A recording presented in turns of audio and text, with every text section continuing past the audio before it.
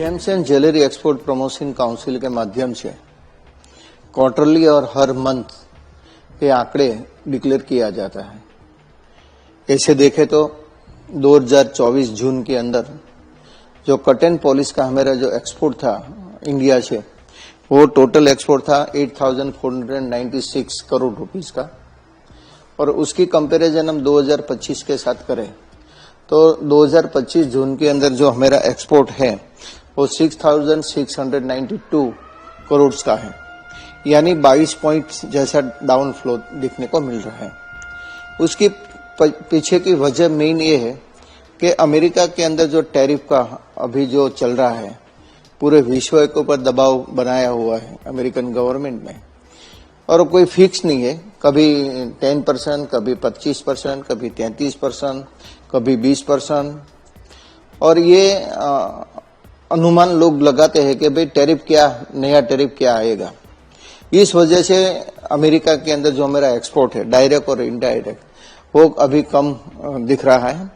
कारण के लोग ऐसा सोच रहे हैं कि भाई हम यहाँ से एक्सपोर्ट 20% में कर देंगे और टैरिफ घट के 0 हो गया तो एक महीना के अंदर 20% जो गुड्स यहाँ से भेजा हो महंगा हो जाएगा। इस वजह से लोग अभी एक्सपोर्ट अमेरिका के अंदर नहीं करे, और उसकी वजह भी है टैरिफ के साथ साथ इजराइल के और पैलेस्टाइन का युद्ध का माहौल, रशियन ऊपर धीरे धीरे जो अमेरिका के दबाव बढ़ता जा रहा है, और जो अलग अलग कम्युनिटी खास करके रॉ मटेरियल डायमंड पे उन लोगों ने बैन लगाया है, और ये सब की वजह से, और खास जो चाइना है, चाइना के अंदर भी कोविड-19 के बाद जो परिस्थिति पिकअप होनी चाहिए, कारण कि आज हमारा कट एंड पॉलिश का डायरेक्ट एक्सपोर्ट 35% अमेरिका और 35% चाइना है। तो ये डाउन फ्लो वहां ये कोविड-19 के बाद बाजार ओपन नहीं होने के कारण वहां भी बहुत बड़ा डाउन फ्लो दिखने को मिल रहा है। ये वजह से के कारण लास्ट ईयर के कंपैरिजन में 22% डाउन हुआ है। पिछले कितने सालों से नेचुरल डायमंड की जो डिमांड है घटती जा रही है, क्या लग रहा है आने वाले भविष्य में कैसा भविष्य रहेगा? लास्ट ऐसे देखे तो 4-5 साल से कंटिन्यूटी डाउन फ्लो दिखने को मिल रहा है, और उसकी वजह मैंने पहले भी बता दी, लेकिन मेरा मानना है कि शायद ये टैरिफ वाला प्रश्न हल हो जाएगा, और थोड़ा वैश्विक स्तर पर जो माहौल अभी बिगड़ा हुआ है, खासकर अलग अलग कंट्री के साथ युद्ध का माहौल, और ये परिस्थिति में से अभी सुधार शायद हो सकता है।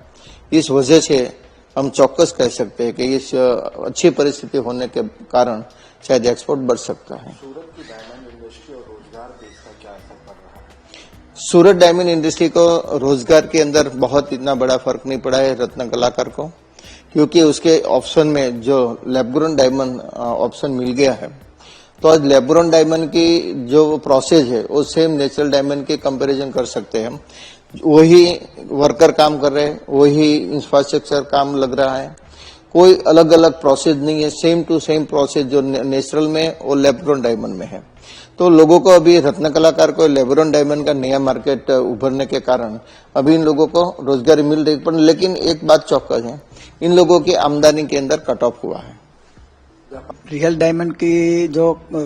सेल्स है उसमें घटतारी का मेन कारण ये है कि अमेरिका में सरकार ने जो ड्यूटी डाला है